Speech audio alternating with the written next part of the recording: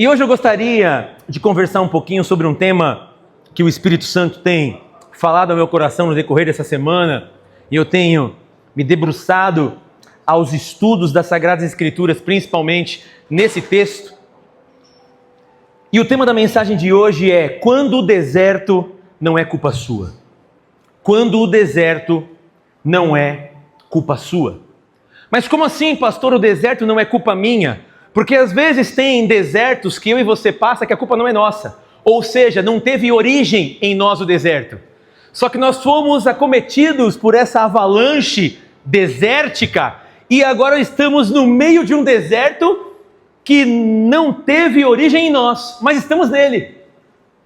Só que a grande pergunta é: como então eu vivo no meio de um deserto que não é culpa minha? Às vezes, por decisões de líderes, nós vivemos um deserto por decisão de líderes. Às vezes nós vivemos num deserto porque tem uma equipe tóxica que às vezes eu estou naquele meio, não compactuo com aquilo, mas vivo este deserto por causa daquilo. Ou seja, o deserto, a luta não partiu de mim. Não fui eu o produtor deste deserto, mas a questão é: estou no deserto. E quando eu estou no deserto, o deserto é um lugar árido. Deserto é um lugar onde nada, teoricamente, às vistas naturais prosperam, mas eu estou nele. E quando nós estamos no deserto, sabe o que é interessante? Nós dependemos única e exclusivamente do agir e da vontade soberana de Deus na nossa vida. Porque no meio do deserto você não consegue tirar água de qualquer lugar. No meio do deserto você não consegue ter uma boa semeadura e, consequentemente, uma boa colheita. Por quê? Porque o terreno do deserto é árido. Então, quando estamos vivendo um deserto, dependemos de uma ação divina. E esse é o Deus que nós servimos. Mas a pergunta é: por que às vezes tem desertos que a gente passa e não teve origem em nós, mas temos que passá-lo? A grande pergunta é: como que a gente enfrenta então esse deserto que não teve origem em nós? Porque uma coisa é nós passarmos uma prova que teve origem na gente, e a gente agora é consciente dessa prova e falamos: não, estou passando por isso porque eu mereço. Estou passando por isso porque é apenas a consequência das minhas ações, atitudes, da minha produção. E por isso que eu vivo isso que eu estou vivendo hoje. Ou seja, o que eu vivo hoje, eu plantei aquilo que eu estou vivendo hoje. E hoje eu colho o fruto. Então, eu passo por esse deserto de uma maneira. Mas a pergunta é: e aquilo que eu não plantei, não semeei, nem com as minhas atitudes, nem com as minhas palavras, mas outros plantaram, e eu agora estou vivendo este deserto que o terceiro foi a origem e não eu, como que deve ser a minha postura? De murmuração? De reclamação? Uma postura qual eu devo tomar diante dessa situação que me foi imposta? Então eu gostaria de fazer exposição no Antigo Testamento, no livro de Números, capítulo 14, do versículo 21 até o versículo 24. Nós vamos ver agora a postura de um homem de Deus chamado Caleb, porque a gente fala muito sobre Josué e Caleb. Hoje eu gostaria de fazer exposição sobre a vida de Caleb, que foi um homem de Deus, que teve uma postura diante de um deserto, que não foi ele que cavou. Então, diz assim a palavra, Números capítulo 14, versículo 21 a 24. Quantos encontraram, digam glórias a Deus. Aqueles que não, misericórdia, Senhor. E a gente espera um pouquinho mais. Quem não tiver Bíblia, pega carona com o crente aí do seu lado, ou pode ver aqui no telão bonito, para a glória de Deus. Todos trouxeram Bíblia física? Quem trouxe Bíblia física, levanta assim, glória a Deus, pastor. Quem aqui não trouxe Bíblia, trouxe no celular? Nem no celular, está no celular pelo menos, né? Pessoal, Bíblia física, viu? Vamos começar a trazer Bíblia física para os cultos. E quem não trouxe Bíblia, porque fala, pastor, nem tenho Bíblia. Se você não tiver Bíblia, hoje Jesus preparou um presente para você. Você vai receber a Bíblia hoje. Só levantar a mão. Pastor, eu não tenho Bíblia. Vai receber a Bíblia bonita agora, bonitona. Quem não tem Bíblia, nem em casa. Levanta a mão. Não tem Bíblia? Então, em casa você tem. Você tem Bíblia na sua casa? Então vai receber aqui, ó. Bíblia pro abençoado aqui, para você fazer os seus devocionais. Ó, vai receber a Bíblia bonita. Agora, quem mais não tem Bíblia, vai receber a Bíblia hoje. Para a glória de Deus. Toma essa Bíblia bonita você poder fazer a sua leitura bíblica e os seus devocionais. Diz assim o texto da palavra de Deus, Números capítulo 14, versículo 21 até o versículo 24.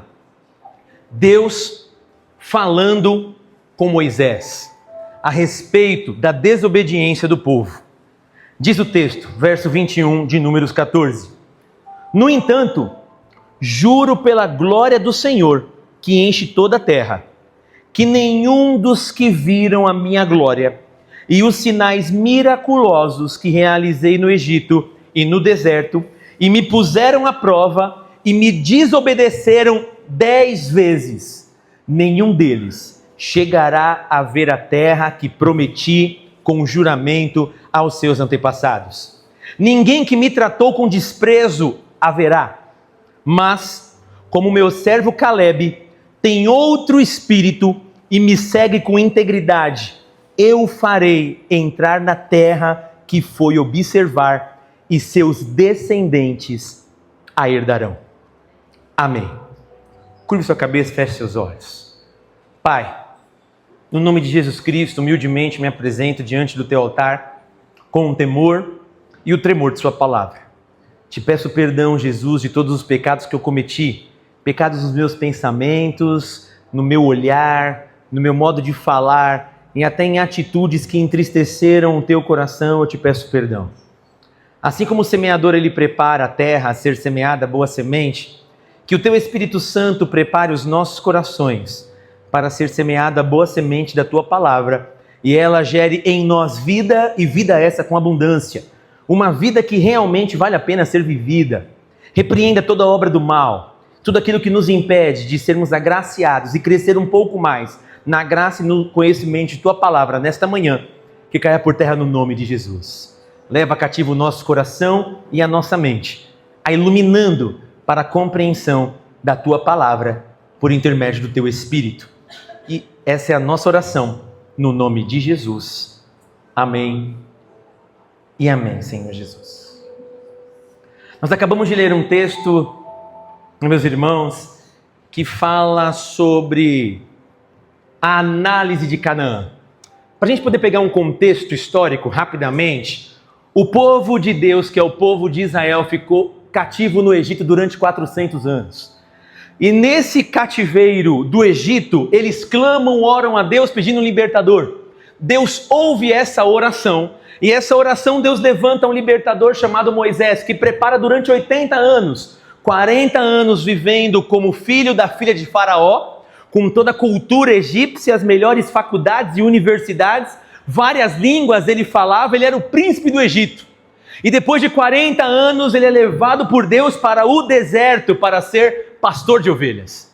E pastoreando as ovelhas com 80 anos de idade, sabemos que o Senhor se apresenta para Moisés no meio de uma sarça ardente e fala: Moisés, Moisés, tira a sandália dos pés, porque o lugar onde você está pisando é terra santa. Vou usar a tua vida para poder tirar o meu povo do meio do Egito, a qual eles vivem opressos durante 400 anos. Eu sei que Faraó não vai ouvir você, porque eu vou endurecer o coração de Faraó, soberania de Deus. Vou endurecer, mas fique tranquilo. Eu vou endurecer o coração de Faraó e por isso ferirei o Egito com todos os meus sinais, mandarei as 10 pragas. E na última praga, que vai ser o anjo da morte, Faraó vai amolecer o coração, vai deixar vocês irem, e quando vocês depois estiverem saindo na frente do Mar Vermelho, eu vou endurecer novamente o coração de Faraó para perseguir vocês, e depois eu vou abrir o Mar Vermelho, vocês vão passar em terra seca, eu vou fechar o mar em cima de Faraó, e o meu nome será glorificado sobre Faraó. Esses seus inimigos, que são os egípcios, vocês nunca mais os verão. E assim Deus fala e o faz. Acabaram de fazer a travessia e estavam indo para a terra prometida, a terra que mana leite e mel. Então essa terra que mana leite e mel, aproximadamente 4 meses de caminhada, eles chegam, meus irmãos, na terra prometida, na terra de Canaã. Aí Moisés manda fazer um acampamento em Cades Barneia. Fez um acampamento a cidade lá, a terra que mana leite e mel, a terra de Canaã, já estava ali. Moisés chama os principais líderes, 12 líderes das suas tribos, e falam: quero que vocês façam uma missão de reconhecimento, pessoal. Moisés, o que você precisa? Eu quero que você vá lá e vocês fazem um relatório completo. Pode colocar numa planilha em Excel, colocar todos os dados que tem, pode montar uma análise SWOT, riscos, ameaças, vocês vão montar tudo e depois vocês vão trazer esse relatório para mim da terra. Não se esqueçam, tragam também um fruto dessa terra para eu ver se é bom. O povo então vai, 12 espias, e durante 40 dias, preste atenção, 40 dias, eles espiam toda a terra de Canaã. E voltam para prestar um relatório para Moisés, líder da nação, juntamente com seu irmão Arão, e juntamente com toda a assembleia do povo de Deus, povo esse de Israel. E eles começam a falar e dar o relatório a qual eles percorreram 40 dias. Imagina, 1 mês e 10 dias percorrendo a terra, levantando uma série de dados. 10 desses espias viram para Moisés e falam: olha, Moisés, a terra na verdade, ela é boa, meu. A terra é tão boa que o que plantar nela vai vingar. O que plantar vinga, o que fizer vinga. Ela é tão boa que olha o tamanho desse cacho de uva que a gente acabou de trazer. Galera, pega esse cacho de uva e traz aqui. Aí daqui a pouco veio 2, um de cada lado, levando um cacho de uva colossal, enorme, trazendo: olha, o fruto é bom, a terra é boa, tudo é muito bom nessa terra. Verdadeiramente, é uma terra frutífera porque dela mana leite e mana mel. Só que tem um problema. O que foi? Os 10 espias falando. Essa terra aqui, as cidades que estão dentro dela, Jericó, Ai e outras cidades, são fortificadas. As cidades têm grandes muros, grandes fortalezas, e também tem os Enaquins que estão lá, que são descendentes dos gigantes, que nós vamos ver depois Golias, como um desses descendentes, que Davi o derrota. Então assim, embora a cidade é boa, tem fortificação, e o povo de lá é um povo forte. É um povo gigante, é um povo que tem habilidades, que tem poder bélico, de guerra, para pelejar contra a gente. E o detalhe, nós, aos olhos deles, nós somos como gafanhotos, mas não só aos olhos deles. Aos nossos olhos também, a gente é tão pequeno quanto um gafanhoto. A gente acredita que a gente é um gafanhoto. Josué vai trabalhar um pouco mais essa ideia. Só que nesse momento, Caleb se levanta, juntamente com Josué, e fala: peraí, galera, o diagnóstico que vocês estão dando sobre a terra é um diagnóstico apenas com uma lente natural. Vocês estão olhando para a promessa de Deus com a lente humana, e a lente humana vai gerar em você um negacionismo, um pessimismo. Você vai olhar as dificuldades, você vai olhar as afrontas, você vai olhar os gigantes, e isso vai te paralisar, ou seja, vai te impossibilitar de viver aquilo que Deus quer que você viva. Eu não estou olhando com os olhos naturais, mas eu estou olhando, povo, com os olhos que Deus manda eu olhar. Que olhos são esses? Deus prometeu que vai nos dar uma terra que mana leite e mana mel. Vamos subir contra eles. Eles já estão perdidos. O Senhor os entregou na nossa mão. Vamos atacar e o Senhor nos dará um bom êxito. 2 tiveram um espírito diferente. 2 não olharam com os olhos carnais e nem naturais. 2 apenas olharam com os olhos espirituais, com a ótica da promessa.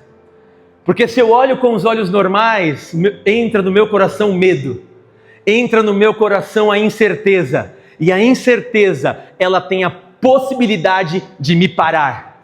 Ou seja, o medo é um impossibilitador de viver novas oportunidades, de viver a promessa de Deus, de viver novas etapas da minha vida, porque eu tenho medo. Porque eu não estou olhando com base na ótica de Deus. Só que o povo então vai com o diagnóstico de todos aqueles 10 que tiveram um relatório pessimista. E Moisés fica meio assim, olhando aquela situação, rasga suas vestes junto com Arão. E o Josué e Caleb, não vamos, o povo fica tão nervoso que decide em seu coração apedrejá-los. Vamos apedrejar eles, não dá não, eles querem que a gente se levanta para a gente poder morrer, vamos levantar, olha o povo é uma bênção, né? Povo é uma bênção. Vira e fala assim, vamos levantar um novo chefe, vamos levantar um novo líder que nos pegue e nos devolva para o Egito. Você é pessimista, irmão? Pergunta para o seu total, você é pessimista, irmãozinho? Você é pessimista? Tudo que aparece à sua frente você vê uma dificuldade? Ou você consegue ver as coisas com bons olhos? Ou, agora não deu, Jesus amado, agora complicou. Nunca vê nada com os bons olhos. Nunca vê nada com a ótica espiritual que Deus é contigo. Só que o povo gosta o quê? Do pessimismo. Aí sabe o que Deus faz? Quer saber de uma coisa, Moisés? Eu não quero mais estar com esse povo. Vou destruir esse povo, essa galera aí é muito rebelde. Eles veem sinais, prodígios, maravilhas, continuam incrédulos, eu vou exterminar, para com isso. Aí Moisés intercede pelo povo. Os líderes é uma bênção, né, para interceder pelo povo, né? Não, Senhor, o Senhor é rico em misericórdia, é rico em graça, perdoa essa galera, perdoa esse povo. O que vão pensar do Senhor, que o Senhor tirou com mão poderosa, mas chegou no meio e não pôde colocar o povo na terra prometida? O que vai ser, não do nosso nome, que nós não somos nada, mas o que vai ser do nome do Senhor? Aí o que Deus faz? Tá bom, Moisés, eu vou permitir então e vou perdoar, mas vou falar o seguinte, aí entramos no texto que nós lemos. Todos esses que murmuraram, que fizeram um diagnóstico errado e o povo concordou, nenhum deles vai entrar na terra. Nenhum deles. Todos vão morrer no deserto. Todos vão morrer no deserto. Todos aqueles de 20 anos para cima vão morrer. Só os jovens de 20 anos para baixo vão entrar na terra que mana leite e mel.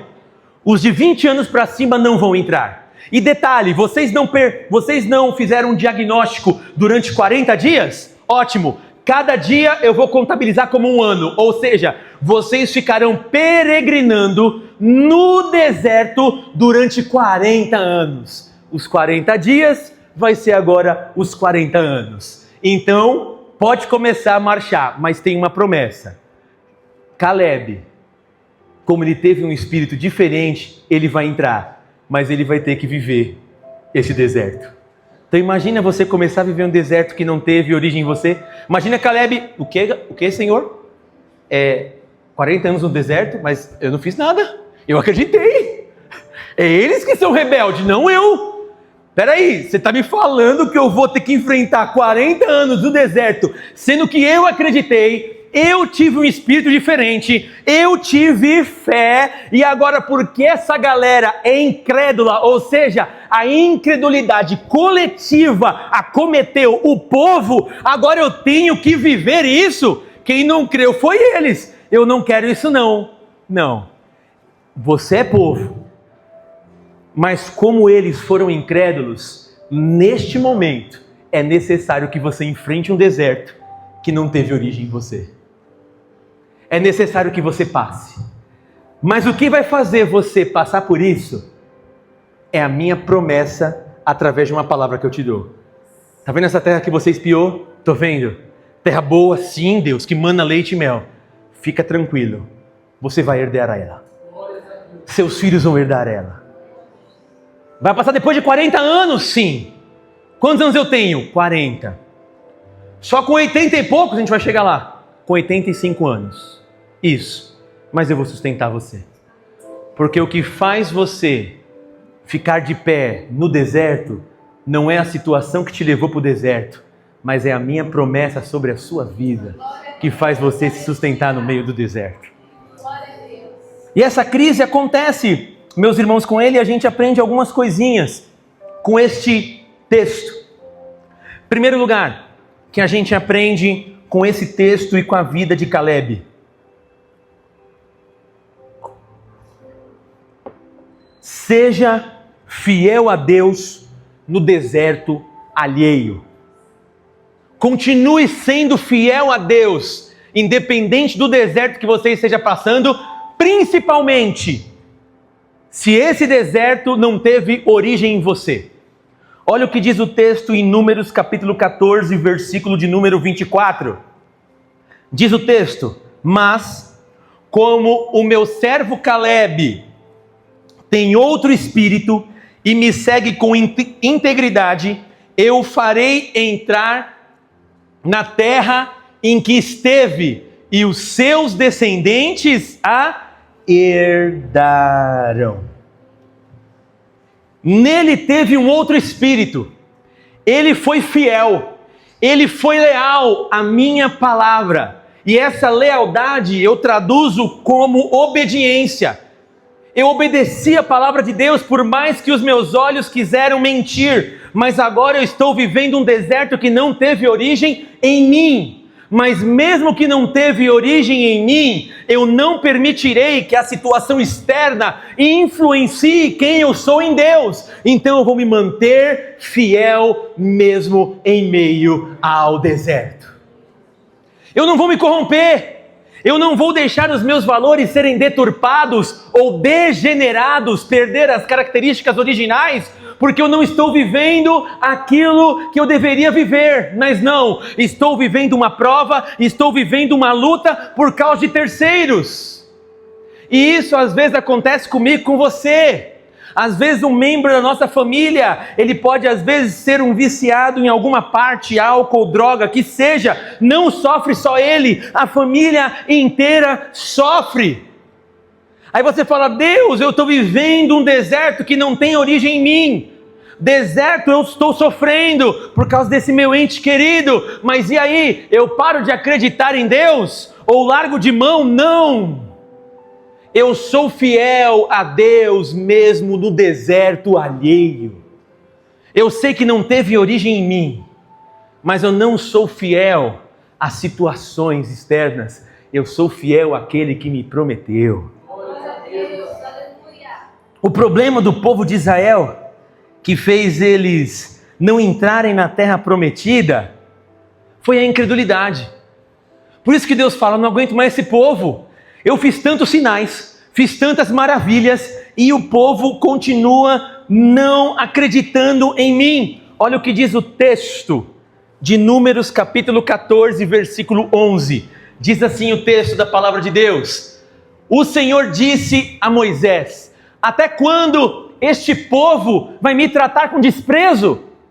Que não vai mais acreditar em mim? Até quando se recusará a crer em mim, apesar de todos os sinais que realizei no meio deles? Eu faço milagre, o pessoal continua incrédulo. Eu faço prodígios e maravilhas no meio do Egito, o pessoal continua incrédulo. Eu trago maná, pão, todas as manhãs na porta de vocês, o pão nosso de cada dia, Novo Testamento, nos dá hoje. Eu trago o maná e vocês continuam incrédulos. Vem a primeira prova, o primeiro deserto, e vocês param de acreditar, esquecendo de tudo aquilo que eu já fiz para vocês. Pergunte para a pessoa que está do seu lado: você é incrédulo, meu irmão? Você é incrédulo, irmãozinho? Esquece fácil quando vem a luta do que Deus fez? Os milagres?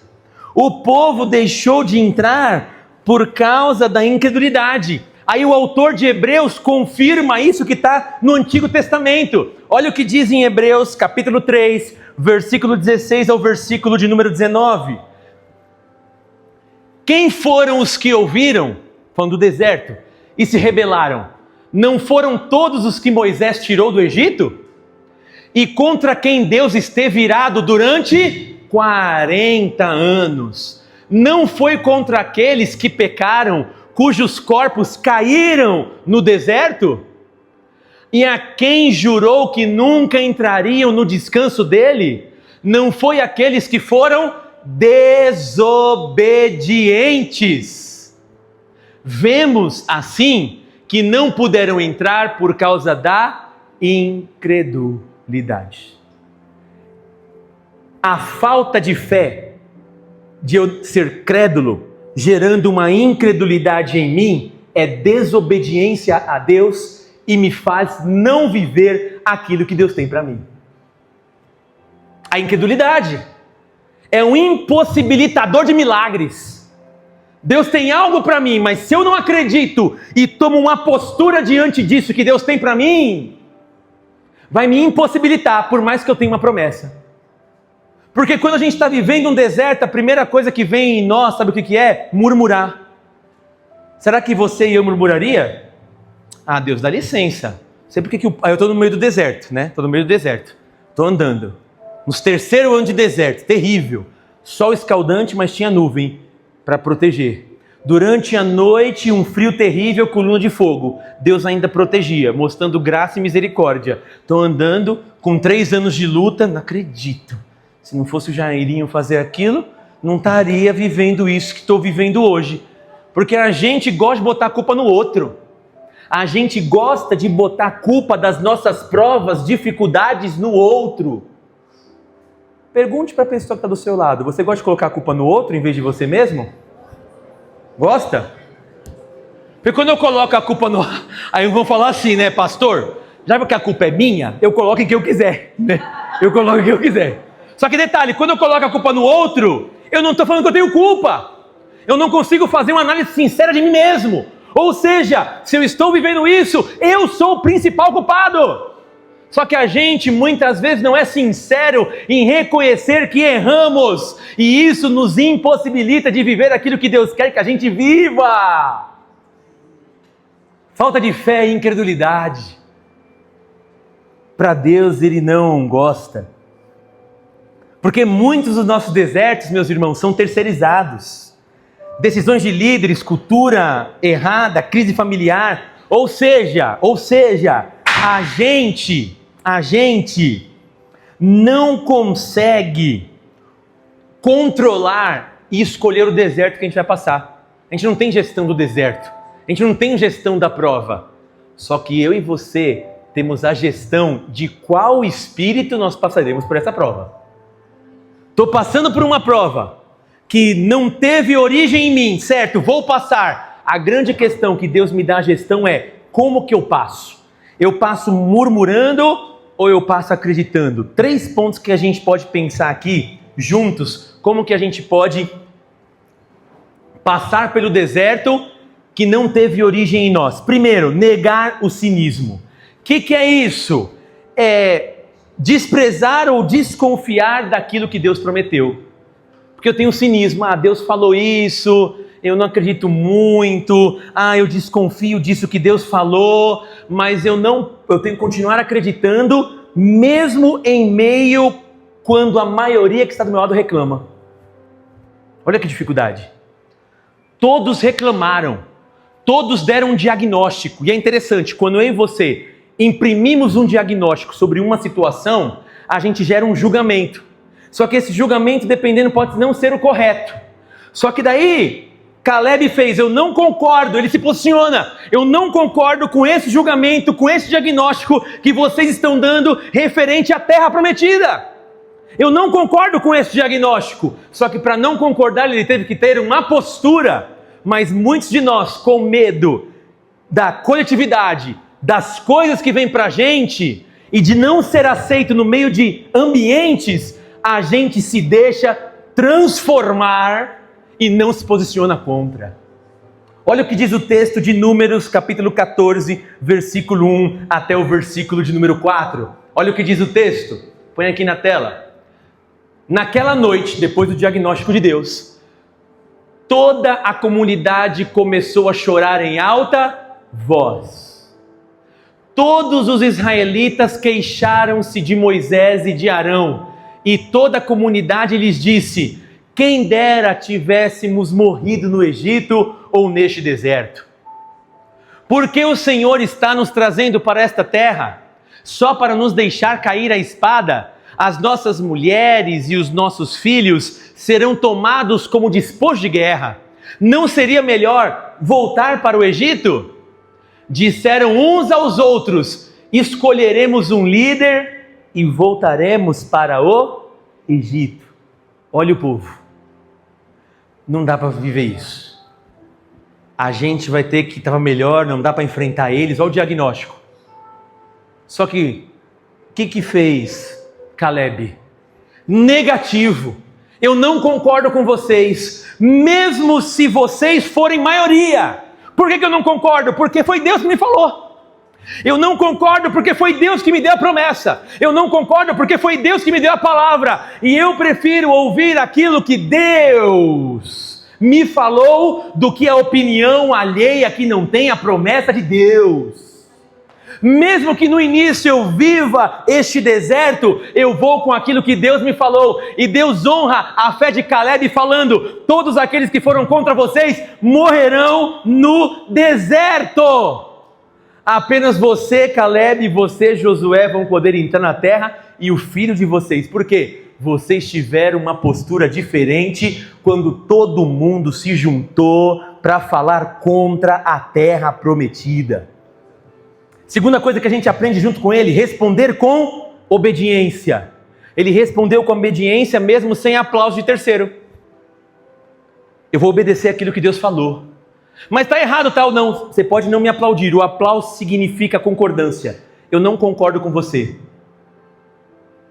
mas eu vou fazer porque Deus mandou. Pergunte para a pessoa que está do seu lado: você dá muito valor para a opinião alheia, irmão? Agora fala assim para ele, ó: isso vai te impedir de viver grandes milagres de Deus. Por que isso? Porque ele falou: olha, vocês estão pensando isso, mas eu não estou nem aí para a opinião de vocês, porque eu sou obediente àquilo que Deus mostrou. E vai ter recompensa para aquele que é obediente no nome de Jesus. E terceiro ponto que a gente aprende com ele: ter fé com responsabilidade. Como assim, pastor, ter fé com responsabilidade? Não é negar os fatos, não é um negacionismo da realidade, não. É eu olhar com sinceridade e falar: verdade, tem cidade fortificada, verdade, tem gigantes, verdade, tem muitas dificuldades, mas eu dou muito mais peso à palavra de Deus do que aos números que estão à minha frente.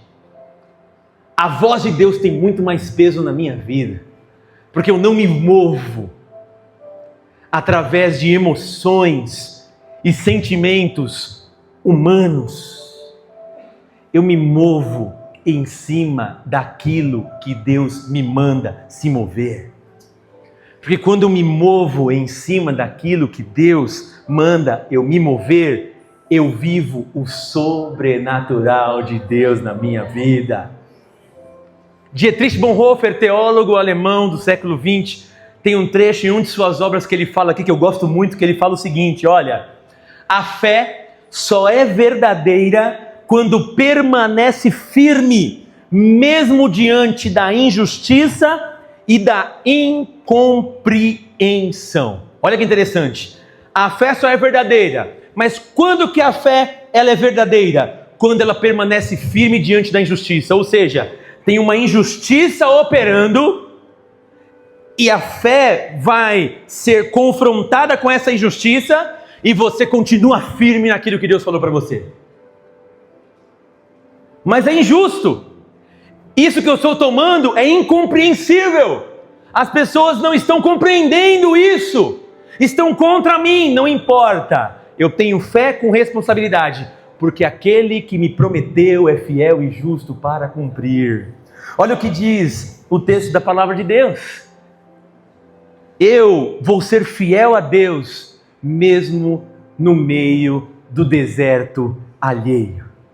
Segunda coisa que a gente aprende agora, pessoal: a espera revela quem crê de verdade. A espera revela quem crê de verdade. Porque se toda promessa não passar pelo cunho do tempo, do cronos humano, pode ser que ela não seja tão verdadeira. Porque a gente não está mais acostumado em esperar com paciência no Senhor. A gente espera sem paciência mesmo, entendeu? A Bíblia fala: esperai com... Eu espero, mas impaciente. Eu espero, mas murmurando. Eu espero, mas falando. Eu espero, mas blasfemando. Não, esperar com paciência. A gente tem perdido hoje, principalmente na nossa geração, a capacidade de esperar com paciência. Esperar com paciência mostra confiança e segurança para aquele que prometeu. Olha o que diz Josué, capítulo 14, versículo 10 a 12. Agora a promessa se cumpre na vida de Caleb. Vou ter que enfrentar um deserto? Vai. Pois bem, Caleb, o Senhor manteve-me vivo. Segura aqui. Nesse momento que nós vamos ler, Moisés morre, Deus levanta um outro líder, um sucessor, que era Josué, e fala o seguinte: olha Josué, agora eu vou ser com você. Assim como fui com meu servo Moisés, assim serei contigo.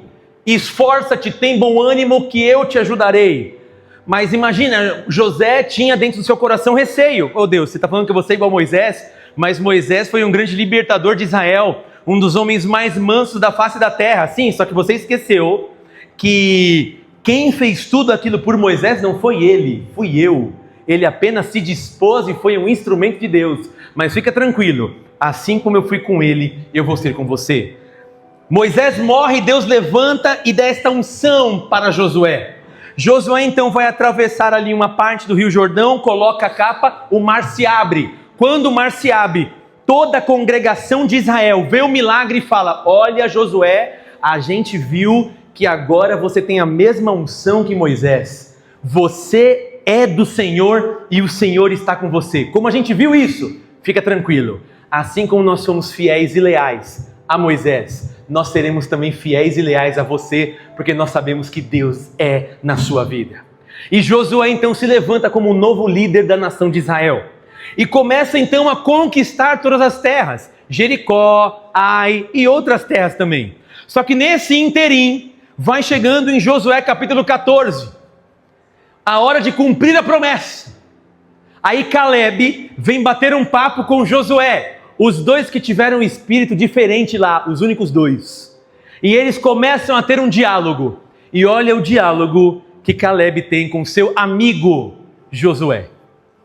Pois bem, o Senhor manteve-me vivo, como prometeu. Faz 45 anos que ele disse isso a Moisés, quando Israel caminhava pelo deserto. Por isso, aqui estou hoje com 85 anos de idade. Ainda estou tão forte como no dia em que Moisés me enviou. Tenho agora tanto vigor para ir à guerra como tinha naquela época.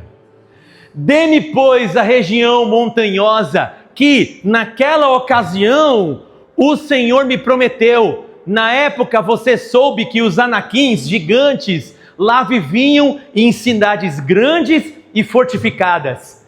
Se o Senhor estiver comigo, eu os expulsarei de lá, como ele prometeu. Josué batendo um papo com Caleb. Ô Josué, tudo bom? E aí? Quanta coisa a gente viveu junto esses 45 anos, verdade. Posso falar uma coisa? Aquela terra lá que ele me prometeu. Tá brincando, Caleb? Você lembra? Lembro da promessa. Sabe por quê? Foi há 45 anos atrás. E o Senhor me manteve vivo até agora, cara. Posso falar uma coisa para você? Ô Josué, claro que pode, Caleb. Seguinte, eu recebi a promessa com 40 anos de idade. Hoje eu estou com 85 anos de idade. Posso falar uma coisa para você? Estou mais forte do que quando eu estava com 40. Estou muito mais forte. Por quê? Porque o Senhor me sustentou até aqui. Então você que está achando que está velho, ainda tem promessa para você viver de Deus. 85 anos de idade, ele fala: olha, eu tenho tanto vigor quando eu tinha com 40. E detalhe, estou pronto para a guerra. Estou pronto para conquistar a promessa que Deus falou para mim. Passou 45 anos, mas eu continuo convicto naquilo que Deus me prometeu.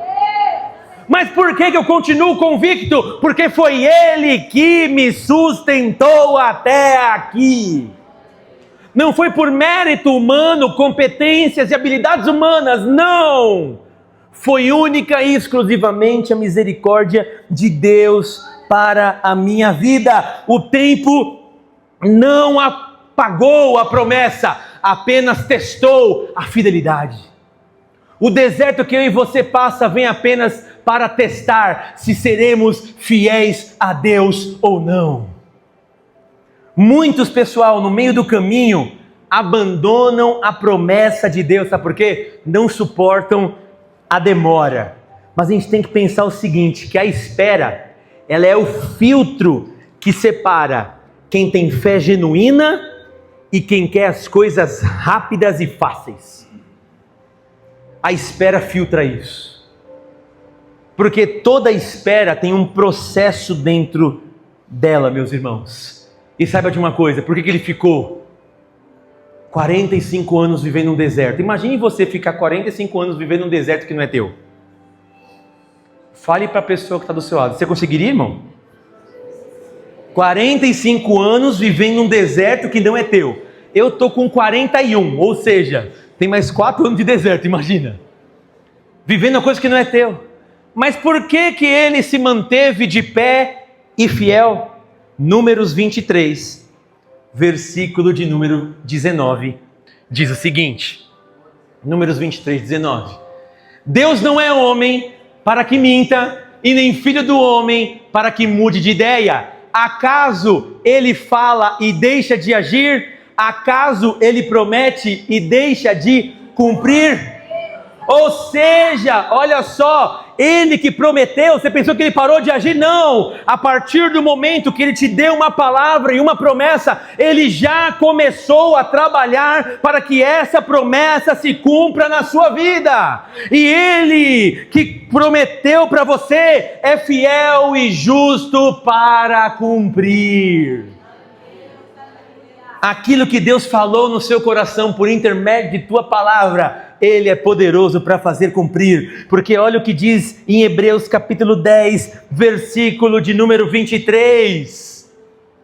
Mantenhamos-nos firme a esperança em quem? Em Deus. Esperança traz a conotação desse texto de segurança. Quem está seguro em alguém. Quem tem fé em alguém. E a fé que eu e você expressamos é a fé em Cristo Jesus, a qual os nossos pés estão firmados sobre a rocha. Mantenhamos-nos firmes à esperança que é Cristo, que professamos, que a gente confessa, que a gente dá testemunho de Cristo, pois aquele que prometeu, ele é fiel.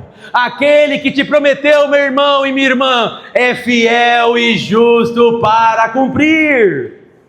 É Ele que pode cumprir aquilo que prometeu na sua vida. Aí a pergunta é, mas pastor, e quando a promessa está demorando? 45 anos, como que eu faço?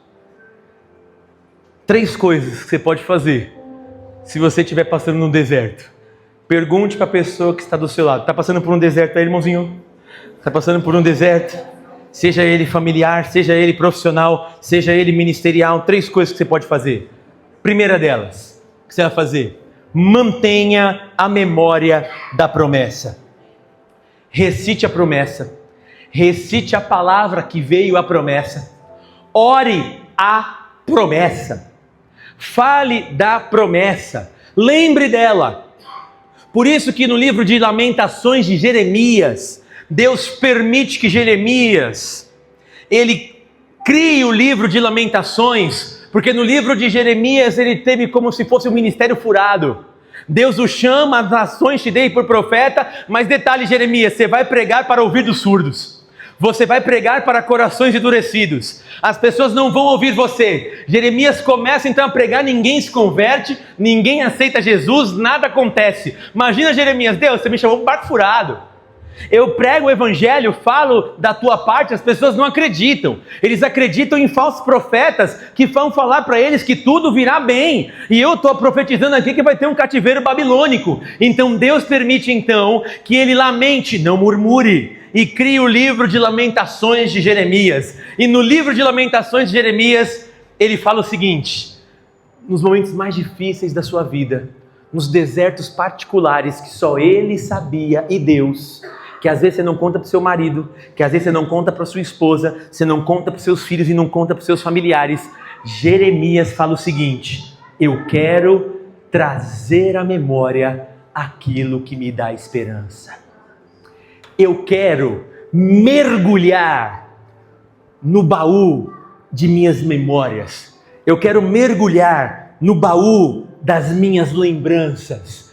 E no mergulho deste baú, eu quero resgatar promessas. Eu quero resgatar palavras de Deus na minha vida. Porque essas palavras me darão força para continuar caminhando, independente do deserto que eu passe. É a palavra de Deus. Então, pessoal, traga a memória, mantenha a memória das promessas que Deus fez na sua vida. Outra coisa que a gente aprende, ajuste as expectativas. Como assim, pastor? No meio do deserto você tem que pensar, vai ter prova, vai ter região montanhosa, vai ter pessoas que vão querer falar mal, vai ter pessoas que vão falar que eu não vou conseguir, vai ter tudo isso, vai ter gigantes, vai ter cidades fortificadas, vai ter um monte de coisa. Então já se ajuste para isso. Já pensa, eu vou enfrentar resistência, eu vou enfrentar barreiras, eu vou enfrentar vales de sombra da morte, não tem problema. Porque o Salmo de número 23 fala o quê? Mesmo que eu ande pelo vale da sombra da morte, eu não temerei mal algum. Porque tu estás comigo, a tua vara e o teu cajado me consolam. Ou seja, passar pela sombra da morte é uma possibilidade. Eu não estou negando a realidade. Eu posso passar, mas mesmo em meio a este vale da sombra da morte, que eu estou vivendo no meio de um vale, eu mesmo passando por ele não temerei, porque o Senhor está comigo e eu posso todas as coisas naquele que me fortalece, até mesmo passar pelo vale da sombra da morte. Deus é contigo. Em terceiro lugar que a gente aprende é sirva enquanto espera. Caleb falou, já que eu estou aqui fazendo esse deserto, eu não vou fazer mais nada. Não, por enquanto que eu estou nesse deserto alheio, eu vou servir com excelência. Eu vou servir com alegria.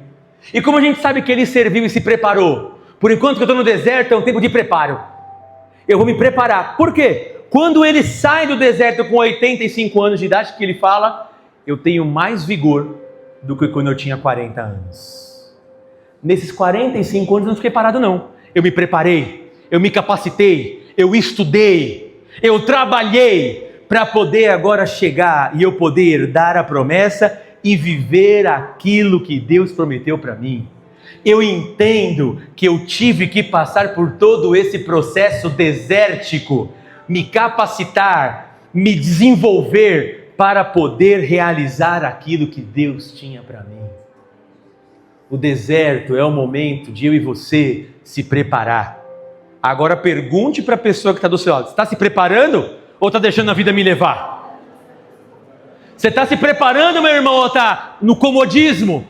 Minha vida é assim mesmo, sempre foi assim e tal. Então isso te impossibilitará de viver o novo de Deus na sua vida.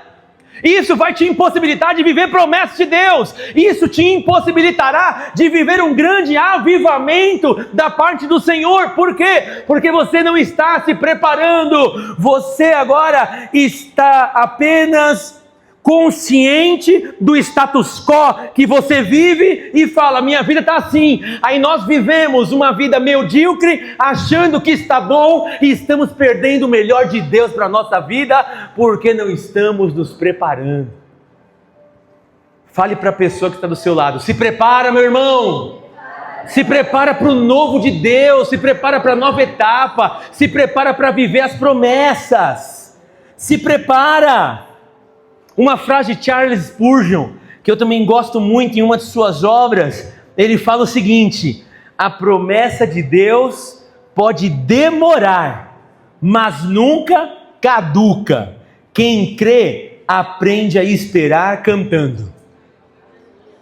Fala para o seu irmão assim, a promessa de Deus não caduca. A sua dívida caduca. Às vezes você está aqui, tomara que caduque mesmo, né, Jesus? A tua dúvida caduca, mas a promessa de Deus não caduca. Aprenda a crer e a esperar na promessa de Deus cantando. Os mais antigos às vezes vão lembrar dessa música. Lembra dessa música aqui, ó? Quando o crente está firme nos pés do Senhor, ele passa pela prova cantando louvor. O inimigo se levanta, mas tem que cair. O crente não deixa a cruz, mas leva até o fim. Se cair 1000 ao teu lado, ele não cede não, pois está sempre protegido por um batalhão. Deus dá ordem aos seus anjos para proteger. Bem guardado desse jeito desisti, porque vou seguir os passos de Jesus, vou levar comigo a minha cruz. Se espinhos ferem os meus pés, eu vou descansar. Aonde? Nos braços de Jesus. Glória a Deus, vamos aplaudir a Jesus. Ele é digno de honra, glória, poder e toda adoração. Mergulhamos agora nos baús da memória, né, pessoal? A gente mergulhou literalmente, falou idade, falou tudo agora. Pessoal, então a gente percebe que Josué e Caleb, eles nos ensinam que o deserto não é o que define o crente, o cristão. Mas o que define o crente e o cristão é a promessa que eu e você se apega. Em que você está se apegando hoje? Jesus quer que eu e você nos apeguemos na promessa dele, na palavra dele, que nós podemos todas as coisas naquele que me fortalece, que eu e você somos perdoados por ele. Ele nos perdoa, escreve o nosso nome no livro da vida, para que a gente viva uma vida que vale a pena ser vivida, para não chegarmos no último momento e falar: será que viveu aquilo que eu vivi? Será que eu gastei a minha vida diante do Senhor? Ou será que eu tive o medo de uma série de situações que me impossibilitaram de viver o melhor de Deus na minha vida? O Senhor tem promessas para você, o Senhor tem palavras de vida para você, e nessa manhã Ele quer te encher com a presença do Espírito Santo dele. Se coloca de pé no nome de Jesus, grupo de louvor, vamos orar e nós vamos louvar ao Senhor.